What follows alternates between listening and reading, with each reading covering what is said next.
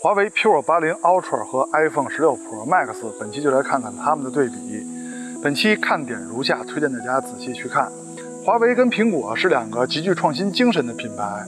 智能手机发展了这么多年，很多手机上出现的新技术、新玩法，都是率先出现在他们的旗舰机上。用新技术又贵又不保险，难道他们就不知道新技术成熟之后再用吗？也许得到了他们的高度，才能真正理解他们吧。看本期对比前，我可先嘱咐一下啊，选边站队的事情不要去做，跟别人抬杠吵架的事情不要去做，我这儿不需要这种流量。如果你真的关注手机影像的话，那么我们希望你能参与到摄影中来，去热爱生活，观察生活。现在很多的朋友都把自己拍摄的照片发在了视频回复里边，非常感谢这些朋友啊。那如果你希望更多的朋友像您一样也能参与到摄影中来，去热爱生活，那别忘了给我们的节目来个点赞和加关注，尤其是加关注啊。这种操作对您来说非常的简单，但是对我们来说是非常的重要的。那下面就看看本期的摄影环节，哪些网友的摄影作品入选了吧。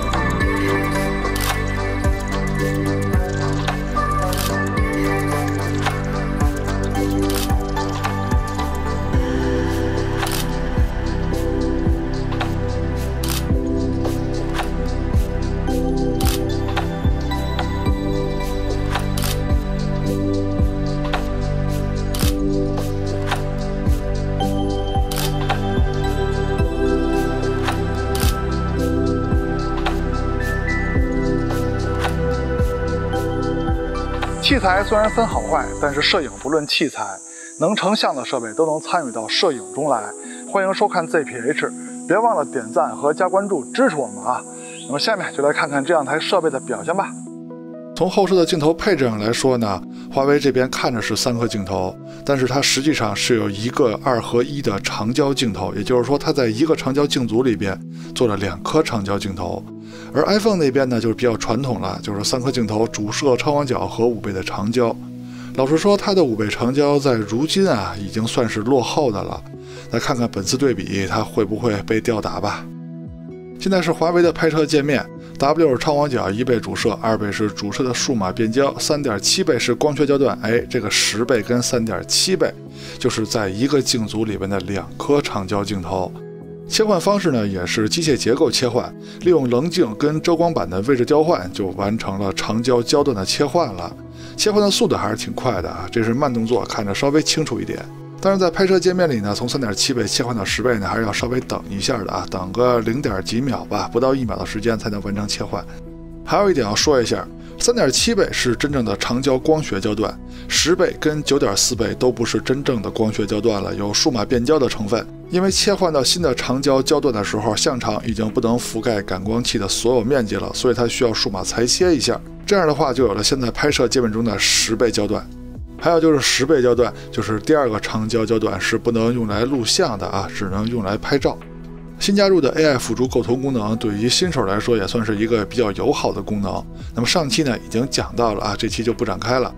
iPhone 的拍摄界面大家都应该比较熟悉了吧？0.5倍的超广角，1倍的长焦，2倍的数码变焦和5倍的长焦。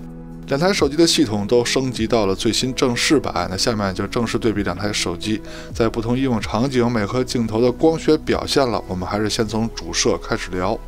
从参数上看，华为的感光器尺寸更大，也有可变光圈技术。iPhone 那边呢就是中规中矩的参数。跟上期一样，一上来先看看华为主摄在各档光圈下的表现怎么样啊？现在就是最大光圈 f1.6 跟 f2.0 的对比，可以看见它们的解析力是非常接近的。那么现在呢是 f2.0 跟最小光圈 f4.0 之间的对比，在这种自然纹理非常丰富的场景下，它们的成像表现也是非常接近的啊。那开始华为和 iPhone 主摄的对比了啊，用的就是默认设置，方法就是拿起来就拍。那么在第一组测试场景中呢，两边的颜色差别还是有的，你们更喜欢哪边的色彩表现呢？喜欢华为的打1，喜欢 iPhone 打2。但是在默认状态下啊，两边的解析力啊差不太多 ，iPhone 那边可以说是只强不弱，那是因为在默认状态下 ，iPhone 的主摄是2400万像素的，华为是1200万像素的，但是差距可没有像素看起来那么的大呀。其实华为这边呢也有高质量模式，也能拍摄更高像素2500万像素的照片，只不过它不是默认设置。那么这个时候在解析力方面呢，老实说仔细看的话 ，iPhone 这边还是只强不弱啊。iPhone 这边的表现还是挺厉害的。那现在就是真正的高清模式对比了，华为这边是5000万像素 ，iPhone 那边是4800万像素。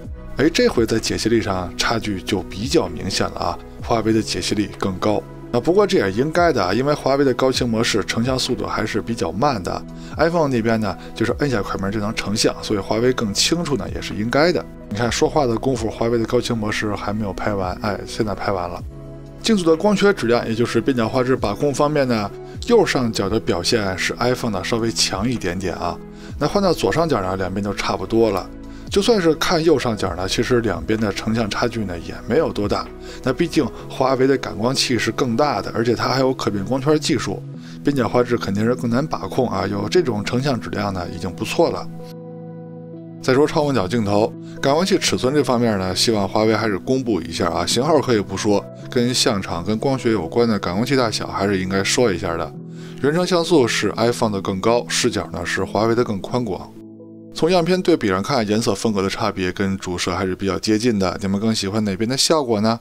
喜欢华为的打1，喜欢苹果的打2。视角差距如图所示，这个红边就是 iPhone 拍不到的范围。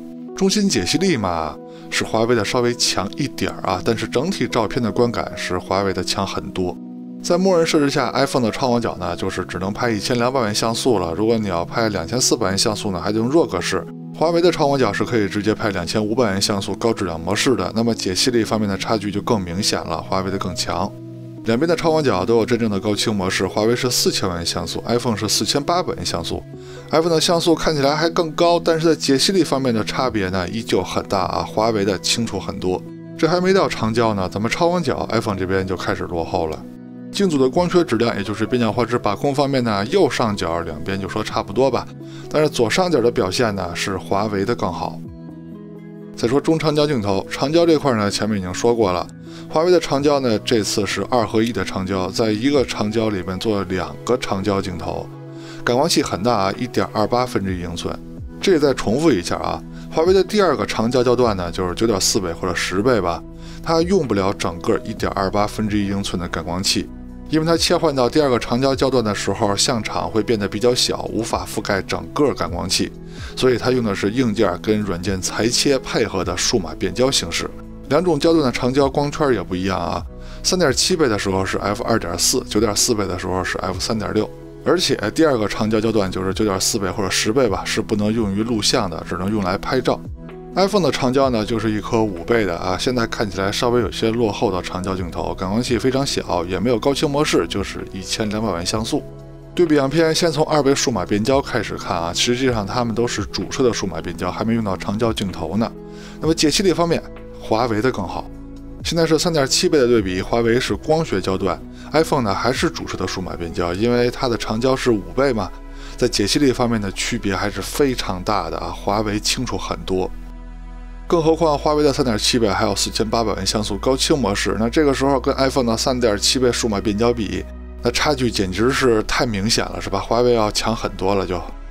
现在是5倍焦段的对比，5倍华为就是3.7倍的数码变焦了 ，iPhone 是真正的光学焦段，但是这个时候在解析力啊，依旧是数码变焦的华为更强一些啊。这就看出来 iPhone 的长焦有多落后了，那对比的时候只能被打呀。现在是10倍的对比，华为那边也启用了第二个长焦焦段了，像素呢也只有1200万像素了。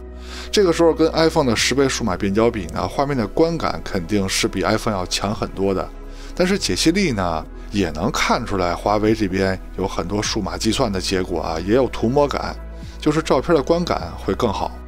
10倍大家还是挺关心的吧？咱们可以再看一组对比啊。其实不用放大，看整体照片的观感呢，华为就是比 iPhone 要强一些。其实刚才那组也是一样啊，在整体观感上、色彩上就是比 iPhone 要强一些。放大看呢，解析力方面咱不能说华为这边比 iPhone 强多少，但是整体照片的观感就是比 iPhone 要强的。最后再看一组超长的数码变焦对比吧，华为这边是30倍，其实它最远能到100倍啊，只是那个时候照片就没法看了，涂抹感非常重。iPhone 最远的数码变焦呢就是25倍。那么现在看呢，从整体照片上看，观感还是华为这边好啊。放大看呢，华为这边还是有涂抹感，细节呢还是不能说比 iPhone 强多少，反正整体照片的观感就是比 iPhone 强。再说微距拍摄，华为是可以用超广角和长焦2颗镜头来拍摄微距的 ，iPhone 呢只能用超广角来拍摄微距。拍摄的方式呢，就是用主摄慢慢接近被摄物体，系统就会切换到超广角，在系统裁接到主摄的视角来拍摄微距。当然了，华为也是有专门的微距模式的啊，但是拍摄的效果呢是一样的。那要单说超广角拍摄微距的效果呢，是 iPhone 的更好啊，解析力更高，而且最近对焦距离也是 iPhone 的更近。那如果华为用3.7倍长焦镜头来拍摄微距的话，这个时候在解析力上跟 iPhone 比呢，两边就差不多了，但是拍摄的体验是不一样的。因为长焦镜头拍摄微距可以离被摄物体更远，更容易拍摄昆虫等小动物等题材。还有一个大家比较关心的问题，就是这回 P580 Ultra 换了全新的长焦镜组之后，它的微距能力是否下降了呢？那如果要是跟 P580 Pro Plus、Mate 70 Pro Plus 等比呢，它的微距能力确实下降了啊，这个没办法，因为它的长焦镜组是全新的嘛，而且还做了一个2合1的长焦，创新总是要有一些代价的嘛。再说前摄，先看前摄自拍的表现，用的就是前摄的默认设置，没有调其他的。视角方面的差距还是比较明显的，华为这边更宽广一些。那么肤色方面呢，华为这边是有一定的磨皮美颜的，非常真实的还原了我今天17岁的样子。iPhone 那边呢没有磨皮美颜，他就把我拍的吧有点显老，就总有少部分人不相信我今年17岁。主要的原因呢就是像 iPhone 这样的手机导致的。现在是前摄录像的表现，肤色方面呢两边反过来了，这回是 iPhone 看着更嫩了。但是两边的清晰度跟防抖呢还是同一个级别，华为那边的肤色呢也还算正常啊，就是稍微暗了一点点。没想到 iPhone 那边的肤色看着更亮，是吧？再说人像拍摄，用的也是手机人像模式的默认设置，没有调其他的啊。那么第一个场景呢是逆光，在逆光的阴影中，从成片效果上，主要从人物的肤色上，从人上看，那肯定是华为拍的更好看呀。那这点有不同意见吗？当然如果要有不同意见的话也是你对啊。现在这个场景就比较残酷了啊！现在是晴天夕阳，阳光直射在人物脸上的人像拍摄效果，这个对于人像拍摄来说简直是灾难级的。还是华为拍的更好看一点，对吧？有不同意见吗？如果有不同意见，也是你对。再说直入扩张度的表现啊，现在的旗舰手机在这种大光比的场景下，主摄跟超广角都能拍出亮部跟暗部细节呈现非常丰富的照片了。两边仔细对比呢，肯定还是有区别的，但是它们的亮部跟暗部都已经达到了非常好的效果，细节呈现的都没有问题，而且也没有偏色。暗部呢也能按得下来，按下来的同时呢还能有细节，也没有发虚，也没有偏蓝。那么以后旗舰机的对比呢，直出扩张度环节我们还是比较省事儿的了。再说夜景的表现，前面几个普通城市夜景呢，有强光有阴影，都是我们精挑细选的夜景测试场景。两台手机主摄跟超广角的表现都不错啊，亮部跟暗部的细节呈现都很好。但是从有难度的场景开始，主摄的表现亮部细节呈现就是华为的更好了。超广角的表现呢，要不是华为这边白平衡出现了一些问题，其实它的表现也是更好的啊，亮部细节呈现也是华为的好。第二个有难度的场景，亮部灯牌里的小字儿，主摄的表现也是华为的更好。超广角呢是暗部细节呈现，华为的更好。城市的昏暗场景，光线已经很暗了，主摄的细节呈现也是华为的更优秀啊，就不放大看了，你们应该能直接看出来啊。超广角也是如此，华为的细节呈现更多。现在是中长焦的夜景对比，先看2倍数码变焦的，它们都是主摄的数码变焦，亮部细节呈现是华为的更优秀。现在是3.7倍，华为是光学焦段， iPhone 还是主摄的数码变焦啊。解析力的差别也是比较明显的，华为的更强。现在是5倍焦段的对比，那华为呢就是3.7倍镜头的数码变焦了 ，iPhone 是光学焦段，但是华为依旧以大底的优势，在解析力方面、清晰度方面战胜了 iPhone。还是那句话呀 ，iPhone 的长焦啊，现在确实有些老迈了，那落后啊就是要被打的呀。现在华为跟 iPhone 都是10倍了，这个时候呢，虽然说光线也挺暗的，华为依旧能启用长焦的第2个焦段啊。这个时候解析力的优势也是非常明显的，比 iPhone 要强很多。来到城市的昏暗环境，光线是非常暗的。那现在是3.7倍的对比，没有悬念，华为的更优秀。现在是5倍的对比，没有悬念，华为的更优秀。现在是10倍的对比，在这么暗的场景下，华为依旧可以调用第2个长焦焦段啊，照片的观感，华为的更优秀。来到真正的极暗环境，就要打开夜景模式测试了，看看厂家软硬件配合怎么样。第一个场景祖传神速，主摄的表现两边差不多，超广角的细节呈现是华为的更好。减震器场景，主摄的表现细节呈现放大看的话，就说是同一级别的吧。超广角的细节呈现呢，也就是说同一级别的吧。但是华为这边的白平衡没有 iPhone 的准。树林小路场景，主摄的细节呈现，这回要说好的话，是 iPhone 的稍微强一点点啊。那么超广角呢，细节呈现还是差不多啊，白平衡还是 iPhone 的更准。那么最后一个场景，祖传神速 Pro 是非常极限的场景，这回主摄在细节呈现方面是华为的强了啊，明显比 iPhone 更强了。那刚才华为是怎么回事呢？是没睡醒吗？超广角的表现嘛，就谁也甭说谁了。视频录制用的是手机的默认设置，也是最接近现在社交软件录制效果的。现在是主摄白天手持走路的表现，没有架子，没有稳定器。这回在颜色方面怎么跟照片反过来了？颜色，尤其是绿色的颜色啊，是华为这边更沉稳 ，iPhone 那边更飘了。清晰度两边差不多，防抖两边也都很优秀。现在是超广角的表现，两边的清晰度依旧是非常高的啊，颜色也还算接近了。华为那边看着稍微有些晃啊，但它并不是抖，你可以把它当成运动感。但是防抖方面呢 ，iPhone 那边是更稳一些。现在是2倍数码变焦的表现，都是主摄的数码变焦，防抖两边非常优秀，清晰度呢是 iPhone 的更好一点。现在是3.7倍焦段的对比，华为是光学焦段 ，iPhone 还是主摄的数码变焦，解析力方面华为的更优秀。现在是5倍焦段的对比，华为这边是3.7倍的数码变焦 ，iPhone 是光学焦段，但是在解析力方面，两边看着可没有什么区别啊。防抖两边都是非常优秀的，颜色方面嘛倒是有差别。你们更喜欢哪边的效果呢？我个人是更喜欢华为这边啊 ，iPhone 那边发蓝倒无所谓，关键是它有些发白。华为的录像最远的数码变焦焦段是20倍 ，iPhone 呢是15倍啊。这里要说一下啊。华为的第2个长焦焦段就是那个10倍镜头，也就是9.4倍镜头吧，它是不能用来录像的。那么现在的数码变焦呢，也是3.7倍镜头来拍的。这样说解析力啊、清晰度啊两边倒是差不多。现在是夜晚很暗的环境下，主摄的录像表现，两边清晰度跟防抖都是非常高的。两边的主摄也都是有些鬼影的啊，可以看到华为这边随着灯光的变化，它整体录像颜色的变化还是很明显。iPhone 那边的颜色呢一直挺稳定，那这个是好还是不好呢？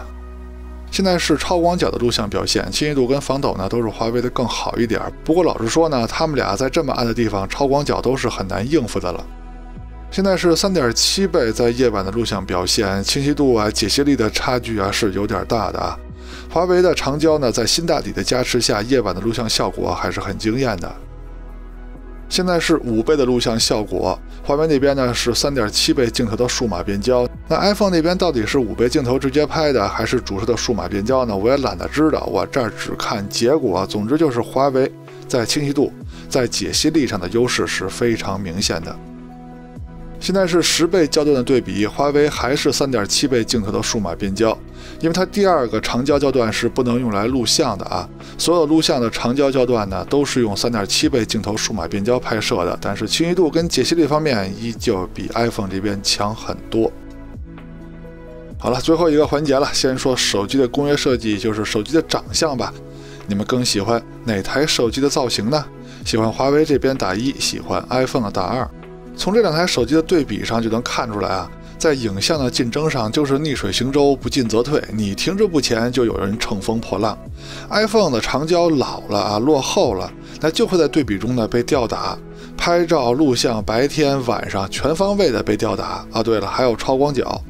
虽然华为跟 iPhone 啊都是积极创新的品牌，但是华为这几年创新的发力点都在影像上，那相比不思进取的 iPhone 肯定是有回报的。希望厂家多多展开技术竞争吧，让我们消费者多多的受益啊。